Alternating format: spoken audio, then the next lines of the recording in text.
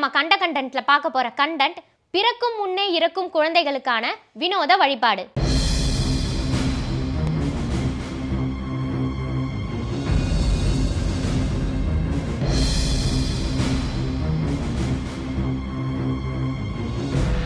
பொதுவா பிறந்து இறந்தவங்களுக்கு இந்த உலகத்துல ரொம்ப வித்தியாசமான சடங்குகள்லாம் நடத்துவாங்க. ஆனா ஜப்பான்ல பிறக்காத இறந்த குழந்தைகளுக்கு ஒரு வினோதமான சடங்கை நடத்துறாங்க. மிஜோகோ கொயோ அப்படின்றது தான் அந்த சடங்கோட பேரு. நீர் குழந்தை நினைவு சேவை அப்படின்றது தான் மிஜோகோ குயோவுக்கு அர்த்தமா. ஒரு பெண்ணோட கருவுல குழந்தை பனிக்கூடத்துல வளர்றதுனால இந்த சடங்குக்கு இந்த மாதிரி பேர் வச்சிருக்காங்க. இந்த உலகத்துல ஒருத்தங்க பிறந்து வாழும்பொழுது அவங்க செய்கிற நல்லது கெட்டதை வச்சு தான் சொர்க்கத்துக்கு இல்லை நரகத்துக்கு போவாங்களா அப்படின்னு தெரிய வருமா. ஆனால் பிறக்காமையே இறந்து போகிற குழந்தைங்க கண்டிப்பாக சொர்க்கத்துக்கு போவாது அப்படின்றது ஜப்பானிய புத்த மதத்தோட கூற்று.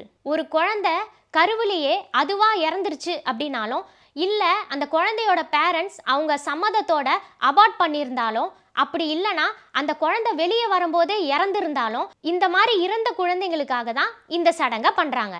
ஜப்பான்ல சூசன் கடற்கரைக்கு பக்கத்துல சைனோ கவாரா அப்படின்ற ஒரு இடம் இருக்கு.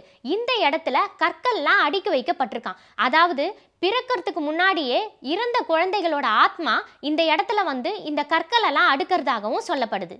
இந்த இடத்துக்கு பக்கத்திலேயே ஜீசோ அப்படின்னு சொல்லப்படுற நிறைய கடவுள் சிலைகள்லாம் இருக்கு.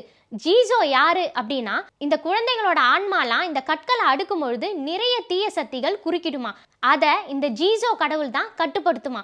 மேலும் அந்த குழந்தைகளை தன்னோட ஆடையில வச்சு சொர்க்கத்துக்கு இந்த கடவுள் கூட்டிட்டு போகுமா. ஜப்பான்ல ஜீசோன்னு சொல்லப்படுற இந்த கடவுள் சிலை கோயில்களில், கல்லறைகளில், ஷாப்ஸ்லலாம் இருக்குமா. அதாவது பேரண்ட்ஸ் தன்னோட இறந்த குழந்தை சொர்க்கத்துக்கு போகணும் அப்படின்றதுக்காக இந்த ஜீசோவை வழிபடுறதா சொல்லப்படுது. மேலும் இந்த ஜீசோவுக்கு காணிக்கையா இவங்க பொம்மைகளை இந்த இடத்துல எடுத்துட்டு வந்து வைக்கிறாங்க. அது மட்டும் இல்லாமல் ஜீசோக்கு ரெட் கலர் கிளாத்தும் ரெட் கலர் கேப்புமே இவங்க காணிக்கையாக கொடுக்குறாங்க. 1970க்கு அப்புறம் தான் இப்படி ஒரு சடங்கு இருக்கிறதே வெளி உலகத்திற்கு தெரிய வந்திருக்கு. ஆனால் ஒரு சில பேர் புத்த மதத்தில் இந்த மாதிரி எந்த சடங்குகளையும் குறிப்பிடலை அப்படின்ற ஒரு விஷயத்தையும் முன்வைக்கிறாங்க. இதே மாதிரி இன்னொரு கண்டென்ட்டோட அடுத்த கண்டென்ட்டில் நான் உங்களை சந்திக்கிறேன்.